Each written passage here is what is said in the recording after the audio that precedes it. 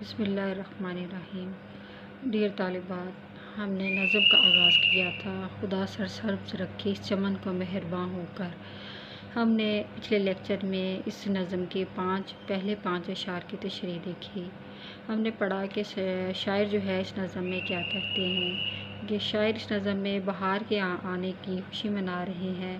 شاعر کہتے ہیں کہ جب بہار آتی ہے تو ہر طرف پھول کھلتے ہیں، بلبلیں چہچہاتی ہیں، ہر طرف سبزہ ہی سبزہ ہوتا ہے۔ صبح سویرے چلنے والی ہوا جو ہے وہ خوشبو سمیٹ کر باغ کے ہر گوشے میں پھیل جاتی ہے، اور بہار کا موسم جو ہے وہ نباتات کی نشو و نما کا جو ہے وہ زمانہ ہوتا ہے، تو ہر پودا جو ہے وہ بڑی تیزی سے پھلتا اور پھولتا ہے۔ پرندے نغمے گاتے ہیں، صبح سویرے چلنے والی ہوا بند کلیوں کے منہ کو کھول دیتی ہے، اور یہ جو پھول ہیں وہ باغ کے حسن میں مزید اضافے کا باعث بنتے ہیں۔ اور شبنم کے قطرے جو ہیں وہ بلبل کی آواز اور ٹہنیوں کا لہلہانا اور پتوں کا ایک دوسرے کے ساتھ بجنا، یہ تمام چیزیں جو ہیں وہ ایک عجیب سی موسیقی پیدا کرتے ہیں۔ یہ سب اس بات کی دلیل ہیں کہ وہ سب اللہ تعالیٰ کی حمد و ثنا میں مشغول ہیں، اور اس نظارے کو دیکھ کر گلاب کی جو پتیاں ہیں وہ صرف یہی دعا کرتی ہیں کہ خدا سر سبز رکھے اس چمن کو مہرباں ہو کر۔ تو عزیز طالبات، آخری جو اشعار رہ گئے تھے اس کی آج ہم تشریح دیکھتے ہیں۔ دیکھیے، ہوائے شوق میں شاخیں جھکی خالق کے سجدے کو، ہوئی تسبیح میں مصروف ہر پتی زباں ہو کر۔ ہوائے شوق یعنی محبت کے نشے میں، شاخیں یعنی ٹہنیاں، جھکی خالق کے سجدے میں یعنی اللہ تعالیٰ کے سامنے سر بسجود ہو گئی، ہوئی تسبیح میں مصروف ہر پتی زباں ہو کر۔ تسبیح یعنی اللہ تعالیٰ کی یاد میں مصروف ہو گئی، پتی یعنی ہر پتا جو ہے وہ ہر پھول کا پتا جو ہے وہ زبان بن گیا۔ تو شاعر کہتے ہیں کہ تمنا اور اشتیاق کے جذبے میں، شوق کے جذبے میں محبت سے سرشار ہو کر شاخیں جو ہے، درختوں کی جو شاخیں ہیں وہ اس طرح زمین کی طرف جھکی ہوئی ہیں کہ جس طرح خالق کو سجدہ کرنے میں مصروف ہیں، اور ہر پتی یعنی پھول کی ہر پتی زبان بن کر خدا تعالیٰ کی حمد و ثنا اور خدا تعالیٰ کی پاکی بیان کرنے میں مصروف ہیں۔ اس شاعر نے یہاں پر بہت اچھی منظر کشی کی ہے اور ہر چیز کو بہت کھول کر بیان کیا ہے۔ کہتے ہیں کہ جب بلبل نے کہا کہ آؤ نماز کی طرف اور خدا کی عبادت کرنے کے لیے دعوت دی، تو درختوں کی شاخوں نے خدا کی محبت سے سرشار ہو کر خیر خواہی کی تمنا کے لیے اپنے پروردگار کے سامنے وہ سر سجود ہو گئی، انہوں نے اپنا سر جھکا لیا اور اللہ کی عبادت میں مصروف ہو گئی۔ یہی نہیں بلکہ ہر پودے کی ہر پتی خدا کی حمد و ثنا میں مصروف ہو کر خدا کی پاکیزگی، خدا کی کبریائی بیان کرنے لگی، اور ہر ایک کی زبان پر سبحان اللہ کا ورد جاری ہو گیا۔ جناب اکبر نے سنت حسن تعلیل سے درختوں اور پتوں کے لہلہانے اور لہرانے کی بات کی ہے۔ سنت حسن تعلیل کیا ہے؟ یعنی شعر کے حسن کو دوبالا کرنا۔ تو شاعر نے یہاں پہ صبح کی ٹھنڈی اور تازہ ہوا سے اور درخت کے پتوں سے جب وہ لہلہاتے ہیں اور کبھی جھکتے ہیں اور کبھی بلند ہوتے ہیں اور پتیاں آپس میں ٹکراتی ہیں، تو اکبر نے حسن تعلیل یعنی اکبر الہ آبادی نے حسن تعلیل کا اس میں استعمال کیا ہے کہ ہوا کے دوش پر جو ہے سب سوار ہیں، لہرا رہے ہیں، جھوم جھوم کر اللہ کی تسبیح اور عبادت میں مصروف ہیں، اور اللہ کی عظمت اور پاکیزگی بیان کر رہے ہیں۔ جو جتنی بھی ڈالیاں ہیں، جتنی بھی شاخیں ہیں، اور یہ شاخیں ہوا کے بوجھ سے نہیں جھکیں بلکہ یہ عاجزی اور انکساری کا اظہار کر رہی ہیں، اور اس خدا کی وحدانیت کا اقرار کر رہی ہیں جنہوں نے یہ بہار کا موسم لے کے آئے، اور ہر پھول کی ہر پتی جو ہے وہ زبان کی شکل کی ہو گئی ہے، اور جہاں اپنی زبان سے وہ اللہ کا ورد کرتی ہوئی نظر آتی ہیں۔ شعر نمبر 2 دیکھیے، زبان برگ گل نے کی دعا رنگین عبارت میں، خدا سر سبز رکھے اس چمن کو مہرباں ہو کر۔ یعنی یہاں پہ برگ گل سے مراد ہوتا ہے زبان برگ گل یعنی پھول کی پتی، اور دعا رنگین عبادت یعنی رنگین شکل میں، رنگین پیرائے میں، اور خدا سرسبز رکھے اس چمن کو یعنی ہمیشہ قائم اور دائم رہے ہے اس چمن کو یعنی اس باغ کو۔ تو مفہوم یہ ہے کہ گلاب کی پتی نے اپنی زبان میں خوش آئند عبادت اور دل پسند مضمون میں دعا کی ہے کہ اے خدا تو ہم پر مہربان ہو کر اس باغ کو ہمیشہ سرسبز اور شاداب رکھنا۔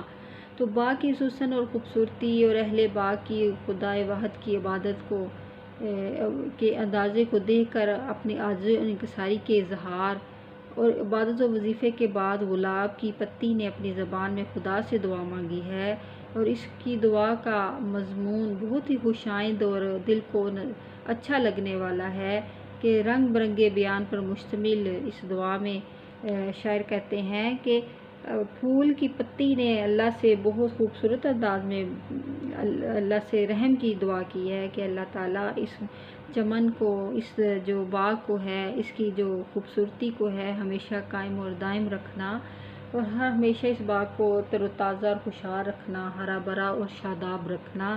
اس باغ پہ کبھی بھی خزاں جو ہے وہ نہ آئے، بلکہ ہمیشہ جو ہے بہار جو ہے اس باغ کی میں رونق جو ہے وہ بکھیرتی رہے۔ تو پھول کی پتی سے، پھول کی زبان سے شاعر نے یہ رنگین عبارت کو جو ہے خوبصورت الفاظ اور خوبصورت دعا کو بیان کیا ہے کہ خدا سرسبز رکھے اس وطن کو، اس زمین کو اور اس چمن کو اور اس باغ کو، جہاں پہ طرح طرح کی اللہ نے نعمتیں نچھاور کی ہیں، ہر طرف سرسبز اور شادابی ہے، اور سبز رنگ کا جو فرش ہے جو بچھا ہوا گھاس کا، اور جو پھولوں کی پتیوں پہ شبنم ہے، اور جو ٹہنیاں اور ڈالیاں جو ہے جھک جھک کر اللہ کو سجدہ کر رہی ہیں، زبان کی پتیوں سے پتی سے ایسے لگتا ہے کہ جیسے پھول کی پتی سے ایسے لگتا ہے کہ اللہ تعالیٰ کی حمد و ثنا میں مشغول ہیں۔ تو اللہ تعالیٰ اس باغ کی رونقوں کو تم ہمیشہ قائم اور دائم رکھنا۔ تو عزیز طالبات، آج آپ کی یہ جو نظم ہے یہ اپنے اختتام کو پہنچی ہے۔ مشقی سوالات اس کے دیکھیے۔ اکبر الہ آبادی نے اس نظم میں فصل بہار کے مختلف مناظر کی تصویر کشی کی ہے، ان میں سے چند مناظر کی کیفیت کو اپنے الفاظ میں بیان کیجیے۔ یعنی اکبر الہ آبادی نے اس نظم میں جو باتیں کی ہیں، سب سے پہلے تو یہ ہے کہ بہار کی آمد کا نقشہ کھینچا ہے، اس کے بعد صبح کی منظر کشی کی ہے کہ صبح کے وقت کیسی صورتحال ہوتی ہے، صبح سویرے چلنے والی ہوائیں جیسے خوشبو سے معطر ہوتی ہیں، جس طرف بھی ہوا چلتی ہے گزرتی ہے نئی زندگی کا سبق دیتی چلی جاتی ہے۔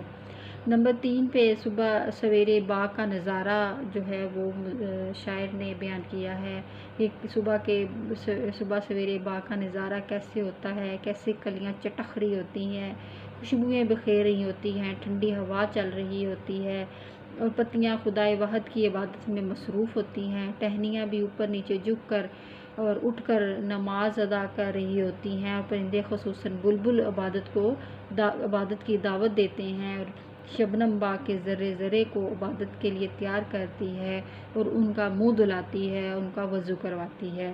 اور چوتھے نمبر پر نشو و نما کا نظارہ ہے، یعنی نشو و نما جو ہے یعنی وہ جو باغ کا ذرا ذرا جو ہے وہ بڑی تیزی سے پھیل رہا ہوتا ہے، نشو و نما پا رہا ہوتا ہے، اور خشک ٹہنیاں سرسبز ہو گئی ہوتی ہیں، مرجھائے پودوں پر شادابی آ جاتی ہے۔ ہر نظارہ اس قدر خوبصورت انداز میں بیان کیا ہے کہ منظر نگاہوں میں پھر جاتا ہے، تخیل بن کر یہ نظارے دکھا دیتا ہے۔ دیکھیے نمبر 2 سوالات، درجہ ذیل تراکیب کے معنی لکھیے۔ سرگم فضا، یعنی یہ تراکیب ہے، اس کے معنی یہ ہے سرگرم فگاں ہونا یعنی پرجوش آہذاری کرنا، نالہ و فریاد کرنا۔ مستانہ وش، دیکھیے فرش زمرد یعنی سبز رنگ کا فرش، مستانہ وش یعنی مست کی طرح، متوالے کی طرح، کسی دیوانے کی طرح۔ باد صبا، صبح کی ٹھنڈی ہوا۔ عنبر فشاں، خوشبو بکھیرنے والی۔ مرغان چمن یعنی باغ کے پرندے۔ بانگ اذاں یعنی اذان کی آواز۔ برگ گل یعنی پھول کی پتی۔ ہوائے شوخ یعنی شہرت کی تمنا رکھنے والا، خیر خواہی کی جستجو رکھنے والا۔ زیب صحن گلستان یعنی گلستان یعنی آنگن کی آرائش، خوبصورتی، رونق اور زبائش وغیرہ۔ مندرجہ ذیل میں کسی ایک میں کے چار ہم کافی الفاظ لکھیے۔ ہم کافی الفاظ کیا ہوتے ہیں؟ یعنی ایک جیسی آواز کے۔ تو چمن کا آپ دیکھیے، اس کے 5 لفظ آپ نے بنانے ہیں، 4 لفظ بنانے ہیں، جیسے وطن، چمن، صحن، دمن، امن، غبن، یہ سارے جو ہیں یہ چمن سے کے بنتے ہیں۔ گلستان کے ہم کافی لفظ ہیں، بوستان، نخلستان، چمنستان، بہارستان، نگارستان۔ اس کے علاوہ صبا دیکھیے، صبا ہے قبا، ہوا، صحرا، دعا، صدا۔ اس کے بعد دیکھیے بہار۔